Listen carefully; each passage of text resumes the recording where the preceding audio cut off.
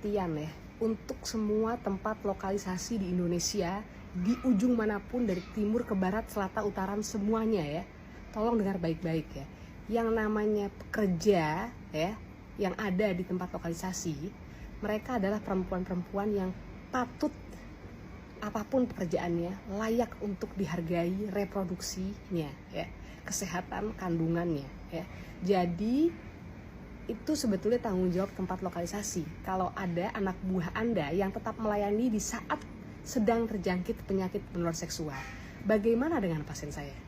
Di saat hamil, sudah hamil cukup bulan, dengan keluar air-air dari jalan lahir, bahkan kerabatnya yang ada di tempat lokalisasi pun itu tidak tahu kalau dia hamil, disembunyikan oleh pasiennya, dan tetap dalam 2 bulan terakhir 2 bulan lalu ya, masih melakukan pelayanan, artinya masih melayani kliennya dalam kondisi hamil 7 bulan terakhir katanya. Entah harus bilang apa dengan dunia ini ya. Yang jelas Anda harus punya hati nurani, baik tempat lokalisasinya maupun para pekerjanya.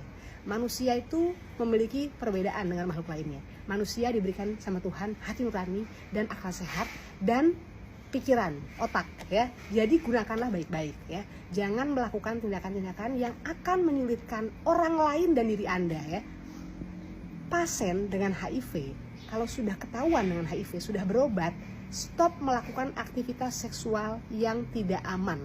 Kecuali ya, kapan sih dia boleh beraktivitas seksual? Ketika sudah meminum ARV minimal 6 bulan atau lebih, dan ketika viral load-nya, hasilnya atau virus dalam darahnya, virus HIV-nya ini sudah terbukti tidak terdeteksi. Itu pun harus diulang terus setiap tahun viral load ini ya. Dan obat ARV-nya harus rutin, tentunya diawasi oleh pengawasan kepatuhan obat untuk pasien HIV AIDS ya.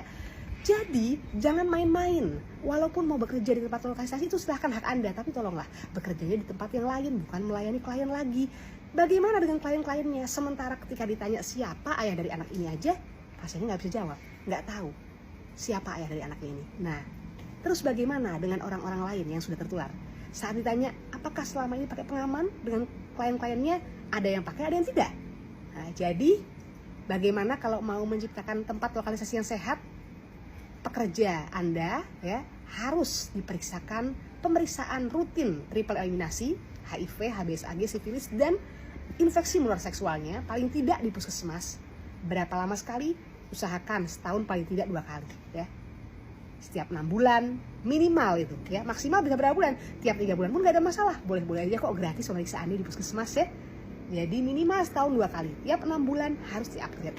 Kalau ada pekerjanya yang memiliki penyakit menular seksual, tunda dulu, stop dulu, tidak boleh melakukan aktivitas seksual atau melayani klien sampai terbukti negatif dan harus menggunakan kondom atau pengaman. Kalau tidak mau kliennya, tidak usah melayani. Melayani di sini melayani sehat, harus pakai pengaman agar tidak menjadi masalah kesehatan atau masalah penyakit menular seksual yang tertular pada kliennya maupun pada pekerjanya. Sehat semua ya. Saya dari 2013 dari dokter umum dulu udah muter-muter tempat lokalisasi semua dan bisa melakukan upaya untuk mencoba melakukan pemeriksaan gratis setiap kita muter ke tempat lokalisasi. Saya yakin semua tenaga kesehatan di seluruh pelosok Indonesia pun melakukan hal yang sama. Itu sudah hal biasa.